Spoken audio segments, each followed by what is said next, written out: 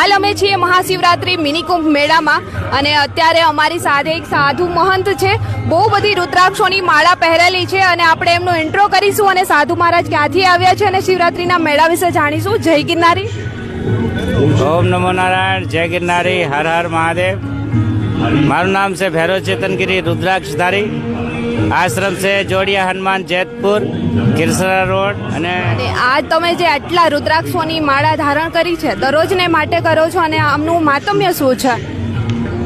આ રુદ્રાક્ષ દરરોજ ધારણ કરવામાં આવે છે મહાશિવરાત્રિના મેળામાં. અને જ્યારે હું આશ્રમે રહું છું ત્યારે હું રુદ્રાક્ષ ધારણ નથી કરતો. જ્યારે હું આમ માણસની જેમ તમારી જેમ બધાની જેમ હું રહું છું, મારી પાસે કૂતરા ઘણા છે આશ્રમમાં, એની સેવા હું કરું છું અને આવ્યા સાધુ સંતોની સેવા કરું છું.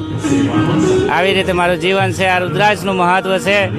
સાક્ષાત ભોળાનાથનું દર્શન કરવું એવું પુણ્યફળ મળે છે. એમાંથી મને 10% પુણ્યફળ મળે છે. એટલા હાટું હું રુદ્રાક્ષ ધારણ કરું છું. અત્યારે હાલ જે શિવરાત્રીના મેળામાં જેટલા બી ભક્તો આવે છે એમને શું સંદેશ આપશો તમે? એને જે સાધુ સંતોના દર્શન કરવા આવ્યા છે, બધા સાધુ સંતો આવીને આ તપ કરી રહ્યા છે, જપ કરી રહ્યા છે, હુમન કરી રહ્યા છે, ભંડારા કરાવડાવી રહ્યા છે, અન્નક્ષેત્ર ખોલાયા છે. એ લોકોએ જે પુણ્ય જસ પાવે છે એ બધાને દર્શનની માધ્યમથી બધાને આપવામાં આવે છે. અને જો કોઈ સાધુ સંતોના આવીને રાવડીના દર્શન કરે છે એના જન્મોના પાપ કપાઈ જાય છે. અને હાલ તમે કેટલા રુદ્રાક્ષની માળા ધારણ કરેલી છે? અમે 11,000 રુદ્રાક્ષ ધારણ કરેલા છે. હાલ 11,000 રુદ્રાક્ષની માળા આપે ધારણ કરેલી. હા. જય ગિરનારી. જય નમો નારાયણ. ઓમ નમો નારાયણ.